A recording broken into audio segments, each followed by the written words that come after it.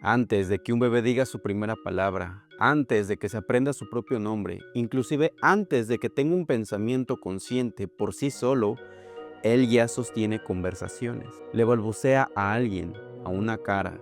La cara le contesta y algo dentro de él se enciende como un foco.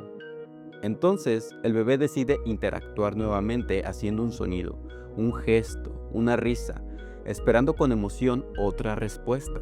Es un ida y vuelta invisible que lleva ocurriendo desde hace más de 300.000 años. La primera plática de toda vida humana, y ni siquiera necesita un idioma. Ahora fíjate en lo que pasa cuando esa cara se queda quieta, cuando deja de contestar y se vuelve inexpresiva. El bebé no es como un celular cuando no lo estás usando, no se apaga por sí solo, no se rinde de golpe, insiste, estira los brazos, sube la voz, si no ve respuesta, comienza a gritar y al poco tiempo a llorar, porque la interacción ha terminado, así que hace todo lo que sabe hacer para recuperar la conversación. Este pequeño derrumbe nos dice algo que el bebé sabe de antemano, pero que nosotros sistematizamos y encajonamos a medida que vamos creciendo. Él no aprende del mundo nada más mirándolo, aprende a través de alguien que le devuelve la mirada. Con esta conversación en mente, quiero que pensemos juntos en una costumbre que hoy nos parece de lo más normal, tan normal que casi nadie lo cuestiona, la de poner a un bebé frente a una pantalla con videos para que aprenda, porque a veces estamos cansados, fastidiados, ocupados o simple y sencillamente no tenemos ganas de tomarnos el tiempo para enseñarle algo nuevo a nuestros bebés todos los días. Entonces, solemos utilizar estas herramientas creadas específicamente para eso. Le decimos contenido educativo, lo dejamos correr por sí solo y sentimos que le estamos ayudando en su aprendizaje. Yo la considero una tradición de hace apenas una generación atrás, pero la repetimos como si fuese tan vieja como guardar los frijoles en un bote de yogur para después meterlos al refri. Temas tan interesantes como el origen de este contenido educativo, los cambios que ha sufrido, el impacto en la sociedad, empresas millonarias involucradas, demandas, inclusive saber que hasta el mismísimo presidente de los Estados Unidos tuvo alguna participación en todo esto, y nos ayudará a formular esta pregunta y que encima hará que nos replanteemos toda nuestra idea sobre cómo y con qué estamos criando a nuestros niños. ¿En qué momento nos convencieron de que una pantalla realmente podría enseñarle algo a un bebé? Porque si piensas que un celular, un video, un juguete que le enseña los números y colores hará que tu hijo aprenda más rápido, déjame decirte que solo perdiste el tiempo o dinero e inclusive estás obteniendo un efecto totalmente contrario. Estás retrasando su habla. Cierra los ojos e imagina esta escena. Corre el año 1970. No estamos en una oficina de Silicon Valley ni en instalaciones de una corporación destinada a la destrucción mental infantil. Estamos en la cocina de una casa común y corriente en Colorado. Ahí vive Julie Clark, una madre de familia con una cámara de video casera. Su intención, para ser completamente justos, es genuina y adorable: encontrar la mejor forma de estimular la mente de su propia bebé llamada Aspen.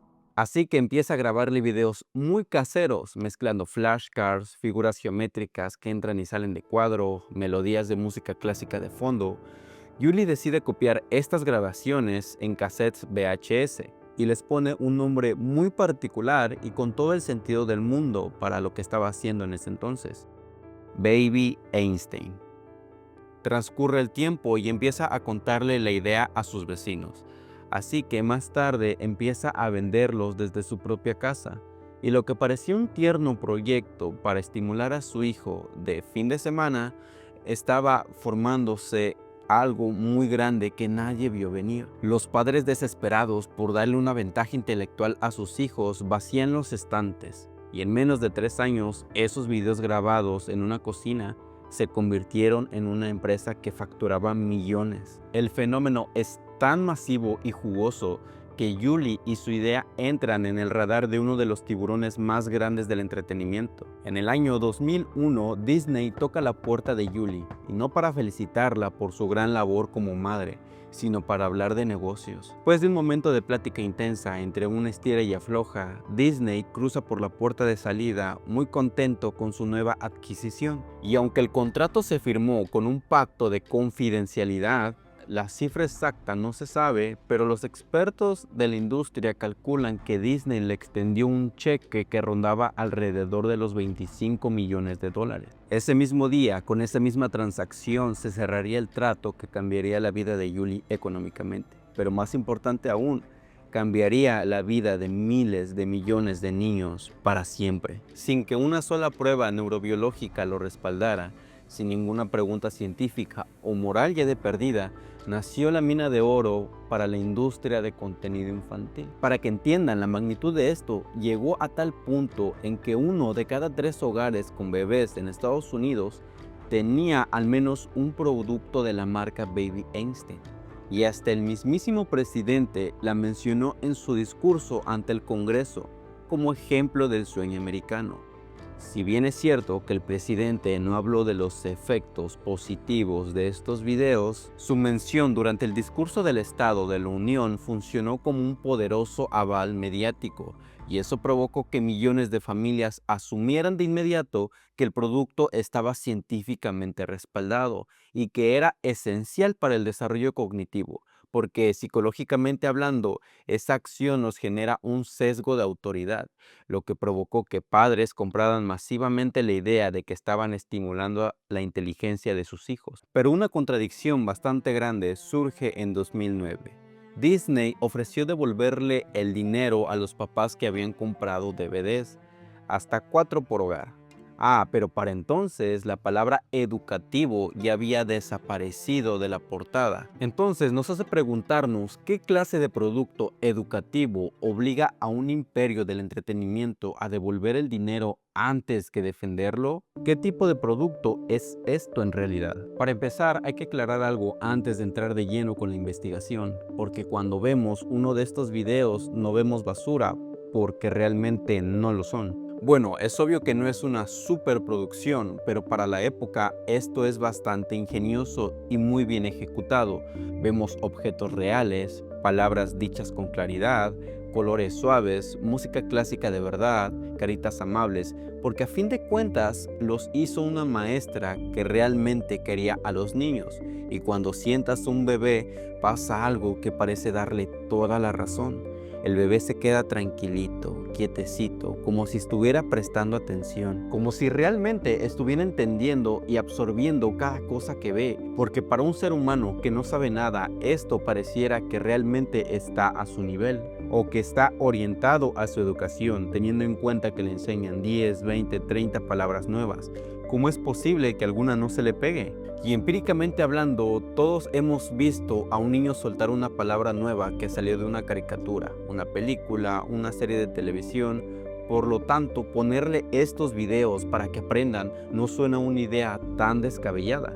Pero ahí está el malentendido, porque a esa edad que un bebé se quede embobado mirando una pantalla y que un bebé aprenda de esa pantalla no son la misma cosa. Para entender por qué, hay que asomarse a ver cómo se construye el cerebro de un bebé.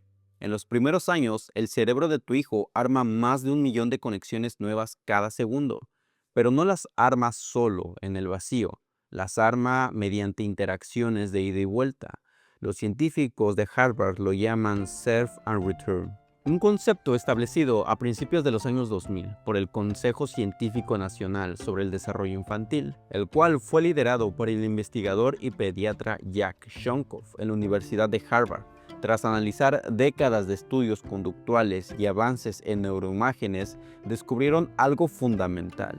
La construcción de la arquitectura cerebral dependía de un proceso bidireccional continuo entre el bebé y su cuidador. Para explicar esta compleja neurobiología al público necesitaba una imagen clara y de referencia. Le pusieron Serve and Return, saque y devolución, haciendo referencia directa a deportes de raqueta, como el tenis o el ping pong. Eligieron este nombre porque ilustra a la perfección una dinámica que es imposible sostener con un solo jugador. En la vida real, el serve o el saque ocurre cuando el bebé balbucea, hace un gesto, señala un objeto o simplemente busca contacto visual. Esa es su forma de lanzar la pelota. La devolución es la respuesta. Cuando tú le señalas lo que él está señalando, cuando se lo nombras, cuando sonríes, cuando le dices alguna palabra, eso es que tú le estás regresando la interacción. En ese preciso milisegundo en el que le devuelves la jugada, el cerebro infantil consolida conexiones neuronales. Al entender que este partido es el requisito biológico indispensable para desarrollar el lenguaje y la inteligencia, el fracaso de los DVDs se vuelve evidente. Tu hijo puede lanzarle todas las señales que quiera, pero la pantalla jamás va a mirarlo a los ojos para regresarle la pelota. Y esto no es solo una idea porque realmente está medido. En 2003, la neurocientífica Patricia Kuhl de la Universidad de Washington hizo un experimento bastante interesante y que se volvió muy famoso. Tomó bebés estadounidenses de 9 meses y los expuso a un nuevo idioma, pero este no era un idioma cualquiera, era chino mandarín. Lo hizo con la única intención de saber si su cerebro guardaba estos sonidos nuevos. Al primer grupo, una persona de carne y hueso les leía y jugaba con ellos en mandarín. A otros les ponía prácticamente lo mismo, las mismas canciones, los mismos juegos, la misma persona, el mismo tiempo, para ver si tenía alguna diferencia significativa, pero lo hacía a través de una pantalla en video. ¿Y cuál fue el resultado? Los bebés que tuvieron a la persona en vivo aprendieron a distinguir los sonidos del mandarín y el grupo de control que los veía a través de la pantalla no aprendieron nada. Cero. Su cerebro no registró ningún sonido. Pareciera que nunca habían escuchado en su vida una palabra en chino. A ese muro los científicos le pusieron un nombre, el déficit de video. Pero realmente, ¿por qué ocurre este déficit? En primer lugar, es porque existe esta ausencia del self and return que ya vimos antes. Otro punto muy importante es por la falta de anclaje emocional. Pero no me voy a detener a explicar estos dos puntos, porque para este momento del video, tú y tu cerebro ya pueden deducir lo que significa. Pero en el que sí me voy a dar a la tarea de explicarte es el siguiente, porque antes de investigarlo a mí ni siquiera se me cruzó por la cabeza, y es la barrera de la transferencia de 2D a 3D. Para un adulto es obvio que un bloque rojo de madera en la pantalla representa un bloque de madera en la vida real. Sin embargo, para el cerebro inmaduro de un bebé, hacer esa transferencia bidireccional de un mundo plano a la fase tridimensional del mundo real requiere un esfuerzo cognitivo monumental que aún no puede procesar completamente. Y para entenderlo mejor, hice la siguiente analogía. Imagina que el cerebro del bebé es una computadora nueva, pero no acondicionada, y el video educativo es un videojuego súper pesado de última generación. La computadora necesita una tarjeta gráfica específica con componentes y características mínimas para que ese juego corra y se lea. Y ni siquiera estoy hablando de si se puede jugar o no, simplemente para que la computadora lo abra y entienda qué es. Pero el cerebro del bebé en sus primeros meses todavía no tiene instalada esa tarjeta física para traducir el objeto de una pantalla plana al mundo tridimensional. ¿Qué pasa entonces cuando le pones el video? El juego no logra abrirse completamente o la mente del niño hace lo posible para procesar esa información. La computadora no puede renderizar qué es el objeto ni para qué sirve, pero la pantalla sí se llena de luces y colores. Por eso el bebé se queda embobado, hipnotizado, porque su cerebro está a máxima capacidad intentando traducir esa diferencia y qué es lo que está viendo. Pero como solamente alcanza a percibir luces, en eso se va a centrar y es lo único que él observa, luces, porque de ahí en fuera nada. ¿Te acuerdas que al principio del video hablábamos sobre cómo los bebés se sienten mal cuando no les prestas atención? Pues no es algo que me haya inventado yo. Y para entender por qué un niño siente una disrupción emocional cuando esto sucede, primero hay que saber qué pensaban los científicos de los bebés antes de este experimento que te voy a contar a continuación. Durante mucho tiempo, la idea dominante era que un recién nacido era básicamente un paquete de necesidades. Comía, dormía, lloraba cuando algo le hacía falta, pero no conversaba con nadie. Pues claro, no puede hablar, solo puede hacer sonidos. Por lo tanto, se le veía como un receptor pasivo, incapaz de sostener una relación de verdad hasta ser mucho más grande, hasta que hablara prácticamente. Pero no fue sino hasta 1975 que un psicólogo del desarrollo llamado Edward Tronick decidió poner a prueba esta idea. Trabajaba junto al pediatra Berry Brazelton estudiando justamente esto, la reciprocidad entre una madre y su bebé en los primeros meses de vida. Y ese año presentó sus hallazgos frente a otros investigadores en un congreso en Denver, Colorado. Al experimento lo llamó The Still Face, la cara inmóvil. El montaje tiene 3 fases muy claras. Primero, la fase normal es una madre y su bebé de apenas unos meses. Juegan cara a cara, ella le habla, le sonríe, sigue lo que el bebé señala, le responde cada gesto y es una danza. El bebé propone, la mamá le responde. Entonces el bebé lo celebra y sigue interactuando mientras están ahí juntos. En la segunda fase, cuando el bebé le decía algo a su mamá, cuando le hablaba, cuando trataba de interactuar con ella, la madre se quedaba inmóvil. No hacía nada, no le respondía a los gestos, ni una sonrisa, ni siquiera centraba su mirada en el bebé. Para la tercera fase, la mamá volvía a interactuar con el niño, como si nada hubiera pasado. Pero lo que cambió la psicología es que el bebé se da cuenta que algo se rompió e intenta arreglarlo. Sonríe más, hace más ruido, señala, estira los brazos, repite todo lo que antes funcionaba, pero a mayor capacidad para traer de vuelta a su madre. Es un bebé haciendo hasta lo imposible por reconectar. Y cuando nada funciona, el bebé se quiebra por dentro. Se pone serio, desvía la mirada, se retuerce, se angustia y termina volteándose como si se estuviera rindiendo. Su cuerpo incluso lo resiente, sus picos de cortisol realmente se elevan. Y como ya sabemos, el cortisol es esta hormona del estrés. Y ahí estaba la prueba. Un bebé no es un receptor pasivo, es un ser social que espera respuesta, que lee cada microgesto y que se desregula cuando el otro deja de devolvérselo. Tronick lo llamó regulación mutua. Aprendemos a manejar nuestras emociones dentro de ese ida y vuelta con otra persona. Por eso, para un bebé, una cara que no responde no le da igual. A él le duele. Esa es exactamente la pantalla. Solo es un still face permanente. Por eso el bebé no falla cuando no aprende del video. El video falla porque no es una persona. Así que ya sabemos que esto en realidad no es un maestro, sino una grabación que el cerebro del bebé archiva como aquí no hay nadie. Lo cual deja una pregunta incómoda colgando. Si la ciencia era tan clara, si un bebé de plano no aprende así, ¿de dónde salió esta idea tan universal de que estos videos realmente enseñan algo?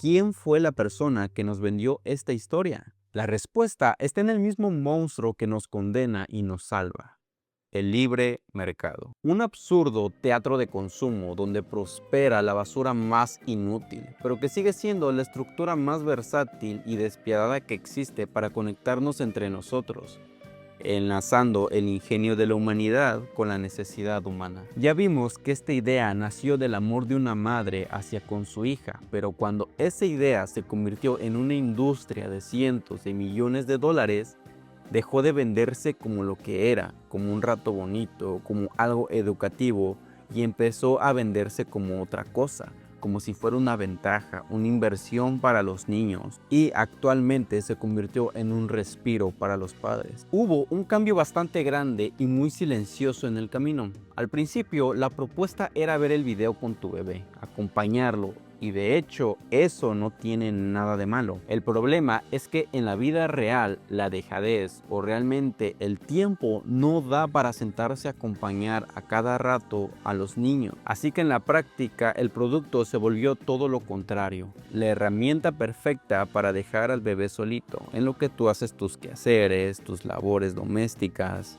en lo que te bañas, cocinas, en lo que haces cualquier otra actividad, o simplemente cuando llegas cansado y quieres descansar, Dejas que el bebé vea el teléfono para así tomar un respiro. Al principio se vendió esta idea como un maestro, pero se convirtió en una niñera. Cuando entiendes que el aprendizaje a esta edad viaja por la respuesta y no por el contenido, dejas de necesitar que un video haga el trabajo, porque ya sabes dónde está realmente ese trabajo.